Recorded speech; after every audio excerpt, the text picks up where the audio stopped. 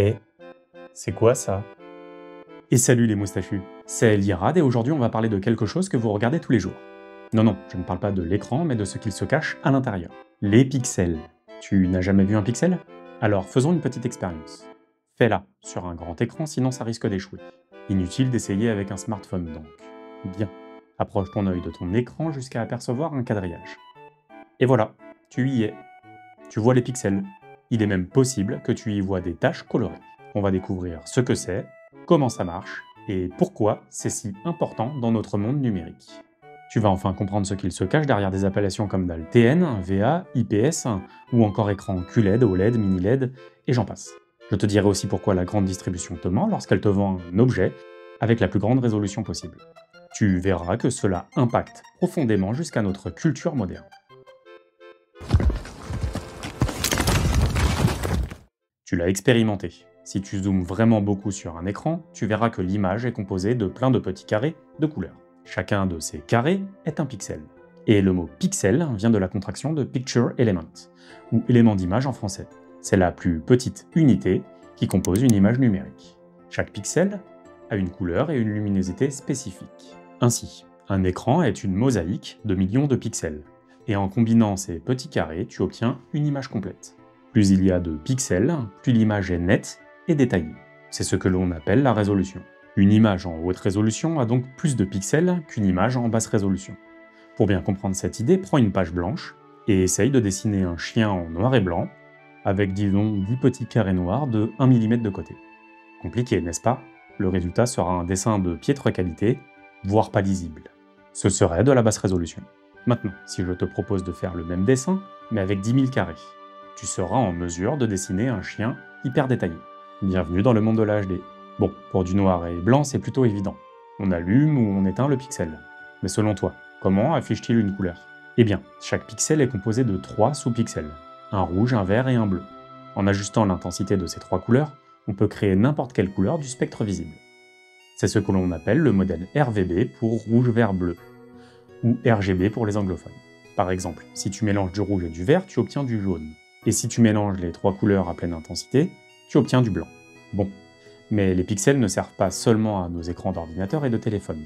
Tu les trouves aussi dans les appareils photo numériques, les scanners et même les imprimantes. Le capteur d'un appareil photo est couvert de millions de pixels qui captent la lumière afin de former une image. Voilà, tu sais maintenant ce qu'est un pixel. Facile, non? Mais comment ça fonctionne? Alors partons de la base. Un pixel doit émettre une lumière, blanche ou colorée, qui arrivera ensuite à notre œil. Ainsi, tout commence avec un rétroéclairage. Il en existe différents types.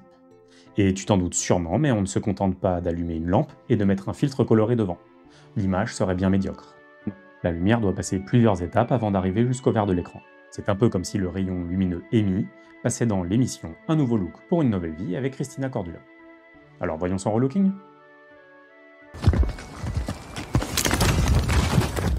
En des temps immémoriaux, dans les années 70 précisément, a débarqué la technologie LCD. Elle n'a été réellement utilisée pour les ordinateurs qu'à partir des années 90, puis pour les téléviseurs dans les années 2000. Dans le cas du LCD, le rétroéclairage provient d'un tube cathodique contenant de la vapeur de mercure blanche, qui, une fois soumise à une décharge électrique, génère de la lumière. Comme tu le vois sur ce schéma, l'écran, qu'on nomme également dalle, est composé de 4 couches. La lumière provenant du rétroéclairage passe un premier filtre polarisant, puis une matrice LCD, sur laquelle nous reviendrons en détail. Enfin, pour obtenir le rendu du pixel, la lumière passe par un filtre de couleur, puis par un autre filtre polarisant. Attardons-nous un instant sur ces 2 filtres polarisants et leur utilité. Il faut avoir à l'esprit que sans eux, l'écran serait allumé en permanence. Bien, tâchons d'imager tout ça. Prenons une pièce éclairée par une fenêtre, et 2 stores à moitié ouverts. L'un horizontalement, l'autre verticalement. Et indépendamment, ils laissent tous deux passer la lumière dans un certain angle, n'est-ce pas? Maintenant, plaçons-les l'un sur l'autre de façon très rapprochée. Et oui, tu as compris, notre pièce est maintenant dans le noir. Ces filtres polarisants agissent exactement de la même façon.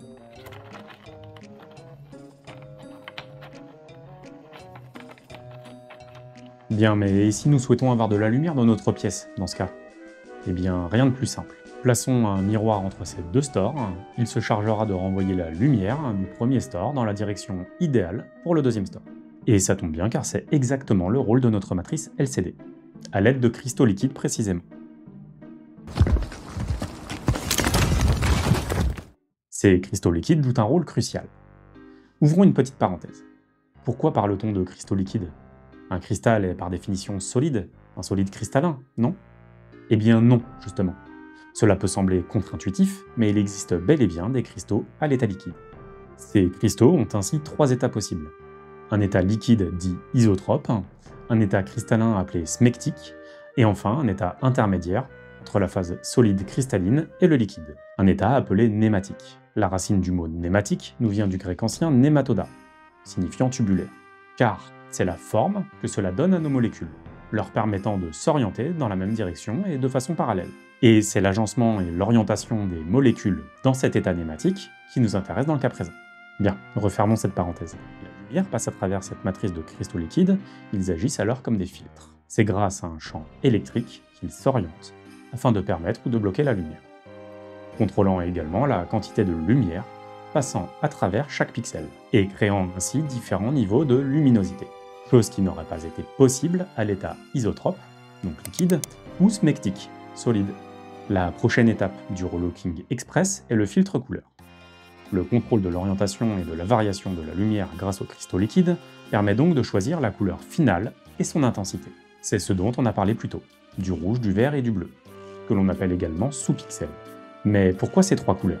Eh bien, c'est parce que notre œil perçoit la lumière en 3 couleurs primaires, rouge, vert et bleu. C'est un peu comme mélanger des peintures, sauf que là, c'est de la lumière. Et voilà, la dernière étape est le second filtre polarisant avant d'arriver finalement au vert de l'écran. Bon, tu as compris le principe de base de cette matrice LCD, mais il faut garder à l'esprit qu'il existe des variations de technologie sur le fonctionnement même de ces cristaux liquides. Et c'est ce que nous allons voir maintenant. Tu as sans doute déjà entendu ces dénominations, DAL-TN, DAL-VA et DAL-IPS. Tu t'es peut-être même déjà penché sur les avantages et inconvénients de chacun. Mais je suis certain que tu n'as aucune idée des changements internes. Pour résumer très simplement, tout est une question d'alignement des cristaux liquides. Avant d'aller plus loin, je dois t'avouer une chose. Je t'ai menti sur un point. Par souci de compréhension et de simplicité, je t'ai dit que le filtre couleur était situé après la matrice LCD. Ce filtre est en réalité situé avant, comme tu le vois sur ce schéma. Ceci étant dit, c'est toujours la matrice LCD qui se charge du contrôle des couleurs. Bien, dans le cas des dalles TN, pour Twisted Nematic, les cristaux liquides sont tordus en hélice. Ils se redressent lorsqu'un champ électrique est appliqué, permettant à la lumière de passer. Cette structure en hélice permet un temps de réponse rapide, car les hélices peuvent changer d'orientation rapidement. Mais c'est au détriment d'un faible contraste, de couleurs pauvres et d'un angle de vision amoindri. Ces dalles étaient donc privilégiées par les joueurs compétitifs. Les dalles VA, pour Vertical Alignment, sont comme le nom l'indique alignées verticalement par rapport au rétroéclairage. Ça, c'est en présence d'un champ électrique et cela permet de laisser passer la lumière. A l'inverse, sans courant, les cristaux liquides se positionnent perpendiculairement et bloquent la lumière. Cette configuration permet un meilleur contraste car les molécules peuvent bloquer la lumière plus efficacement lorsqu'elles sont perpendiculaires. Cette fois, c'est le temps de réponse qui en prend un coup, car les molécules doivent s'incliner totalement pour changer d'état. Enfin, les dalles IPS, pour In-Plane Switching, les cristaux cette fois-ci sont alignés parallèlement aux plaques de verre. Cela offre des angles de vision très larges et permet une image claire et un rendu fidèle des couleurs. Historiquement, les dalles IPS avaient des temps de réponse plus lents par rapport aux dalles TN. Cependant, les avancées technologiques ont corrigé ce point, les rendant plus adaptés aux jeux vidéo. Cela se traduit par des coûts de production plus élevés, et donc un tarif final plus important pour le consommateur. Voici une image pour te donner une idée de la différence de rendu entre ces 3 technologies, avec une vue de face, une vue de dessus, de dessous, puis de côté. De mon côté, je suis team dalle IPS depuis des années. Et toi, quelle est ta préférence? Bien, tu es incollable sur la technologie LCD et tu as déjà entendu des acronymes comme LED, OLED, QLED, mini-LED, micro-LED, sans forcément comprendre les différences entre ces technologies et ce qu'il se cache derrière. Voyons donc comment les LED ont évolué au fil du temps. L'arrivée des écrans LED de Samsung en 2007 signe la fin du LCD. Du moins en termes d'appellation, car les matrices LCD restent bien présentes et leur fonctionnement est absolument identique. Finalement, l'arrivée des écrans LED amène simplement à la fin du rétroéclairage à tube cathodique. Par abus de langage, on parle donc d'écran LCD pour désigner cette ancienne technologie de rétroéclairage. Mais on est bien face à des écrans LCD à rétroéclairage LED. Le terme LED, pour Light Emitting Diode, désigne des diodes électroluminescentes. Contrairement aux LCD à tube cathodique, les LED offrent un meilleur contraste, une meilleure durabilité et une consommation d'énergie réduite. Ainsi, on distingue deux méthodes différentes dans le rétroéclairage à LED. La première, le direct LED, est très efficace mais elle augmente l'épaisseur totale de l'écran. La seconde est nommée Edge LED. Le principal intérêt de cette seconde technique de rétroéclairage réside dans le fait de permettre des écrans beaucoup plus fins car l'éclairage provient des bordures. C'est aussi son principal inconvénient. Avoir un rétroéclairage uniforme sur toute la surface de la dalle est très compliqué. Si le rétroéclairage est mal maîtrisé, les images présentant de larges zones sombres ou claires peuvent souffrir d'un phénomène appelé clouding. Il s'agit d'un défaut d'homogénéité dans les zones noires ou blanches. C'est là qu'interviennent des technologies comme le mini-LED. Et là, tout est dans le nom. Les mini-LED sont des diodes électroluminescentes de très petite taille et placées en très grand nombre. En multipliant ainsi le nombre de LED, on peut générer une intensité lumineuse plus forte et optimiser l'affichage des images HDR. Cela permet également de gérer de manière plus fine les zones d'éclairage de l'image, et donc d'afficher un meilleur contraste en affichant des noirs profonds et des blancs très lumineux. Bien, il faut noter que les constructeurs ont cherché à se démarquer de la concurrence avec des technologies propriétaires.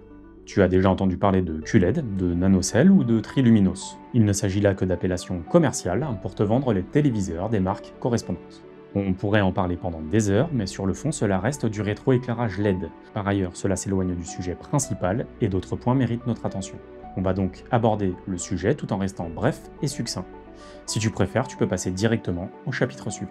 La technologie QLED de Samsung adopte des points quantiques. Il s'agit de nanoparticules qui émettent de la lumière lorsqu'elles sont excitées par la lumière bleue des LED. Avantage, couleurs plus vives, plus précises et sur une gamme plus large. Ces écrans peuvent en outre avoir une luminosité plus élevée. Un aparté sur les néo-QLED. Ces derniers utilisent simplement des mini-LED à la place de LED. Pour que ce soit clair pour tous, Samsung aurait simplement pu les nommer mini-QLED, mais bon.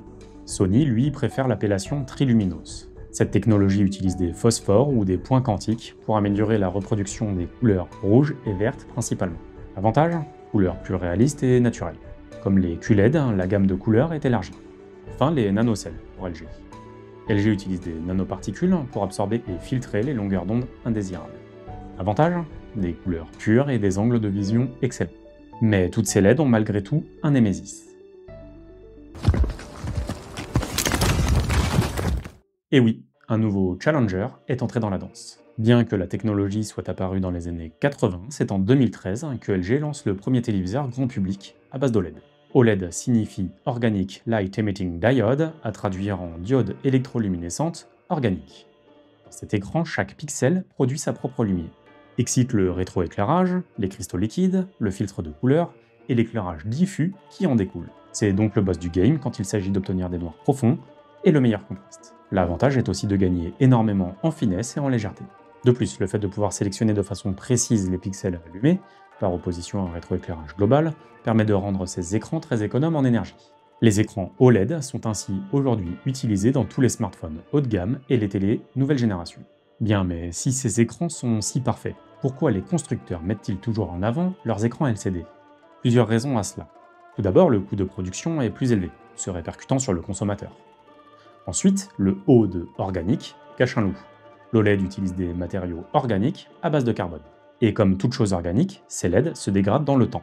Cela impacte fatalement la durée de vie de ces écrans, notamment concernant les sous-pixels bleus. À titre de comparaison, le LCD est increvable. 15 ans après, j'utilise encore quotidiennement mon premier écran gaming. Un bon vieux ViewSonic V3D LED qui me permettait de jouer à LoL en 3D et avec des lunettes polarisées. À quelle époque? Enfin, ces écrans sont sujets à ce qu'on appelle le burn-in, ou rétention d'images, aussi appelée image rémanente. Ce phénomène survient lorsque des images sont restées de façon statique trop longtemps, laissant alors une empreinte permanente sur l'écran. Bien que des technologies embarquées limitent ces risques, par exemple en décalant régulièrement l'affichage d'un pixel, ou en forçant l'extinction après un certain temps, le risque est toujours présent. Ainsi, investir une fortune pour un écran à la durée de vie limitée, et dont l'utilisation doit s'adapter au risque de burn-in, freine énormément les ardeurs des consommateurs avertis. C'est notamment pour cela qu'à titre personnel, en 2022, j'ai préféré m'orienter vers l'Odyssey Neo G7 de Samsung, en Neo QLED plutôt que vers un écran OLED. Je ne voulais pas risquer une image rémanente au niveau de la barre de tâches Windows. Et c'est aussi pour cela qu'une nouvelle technologie se développe petit à petit, le micro-LED. Chaque pixel est une minuscule LED inorganique, et encore plus petite que le mini-LED. Cela permet une luminosité élevée et un contraste excellent. Forcément, la complexité réside dans la miniaturisation de ces LED. Le coût de production est colossal et l'accès à ces écrans reste donc limité aux grandes entreprises. On parle ici de plusieurs dizaines, voire centaines de milliers de dollars pour un écran. Bien, on en arrive tout logiquement aux dalles pliables et enroulables.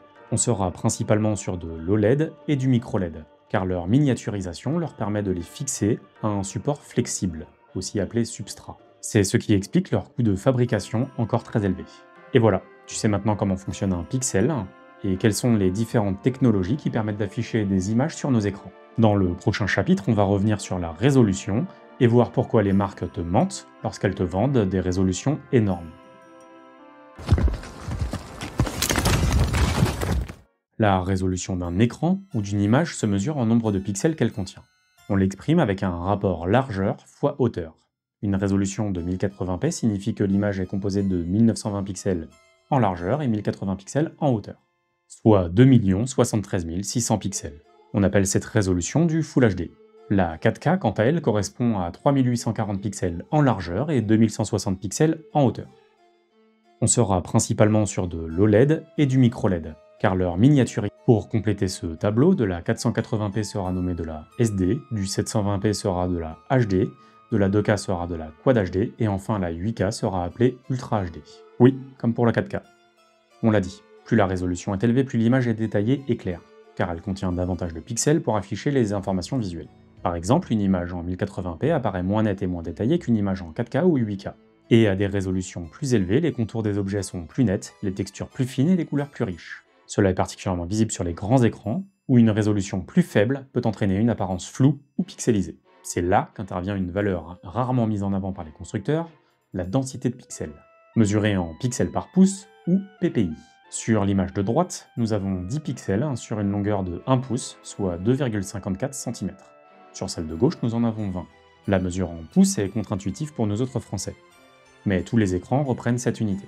Une densité de pixels élevée signifie donc que les pixels sont plus petits et plus rapprochés, améliorant la clarté et la définition de l'image. C'est pourquoi te vendre une résolution de 4 ou 8K sur un écran qui tient dans la main ne sert à rien.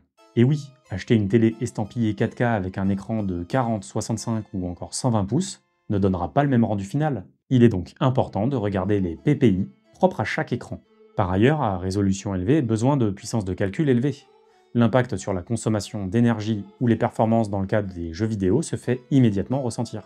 Un dernier point toutefois, la distance à laquelle est situé l'écran a aussi son importance. On parle alors de distance œil-écran. Sur une immense télé, placée à plusieurs mètres, tu auras peu de chances de discerner les pixels.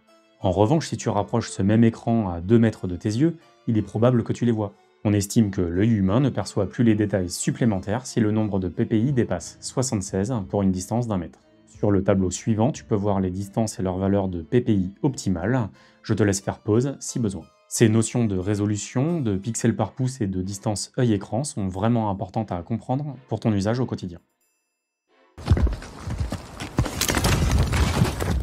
Et voilà, tu sais tout ou presque sur les pixels. Avant de conclure sur la photographie et le pixel art, pense à t'abonner et surtout à partager cette vidéo. Le référencement YouTube ne fait pas tout et chaque partage contribue énormément à la visibilité de la chaîne. Alors merci. Dans le domaine de la photographie, on parle de capteurs en mégapixels. Cela correspond à 1 million de pixels.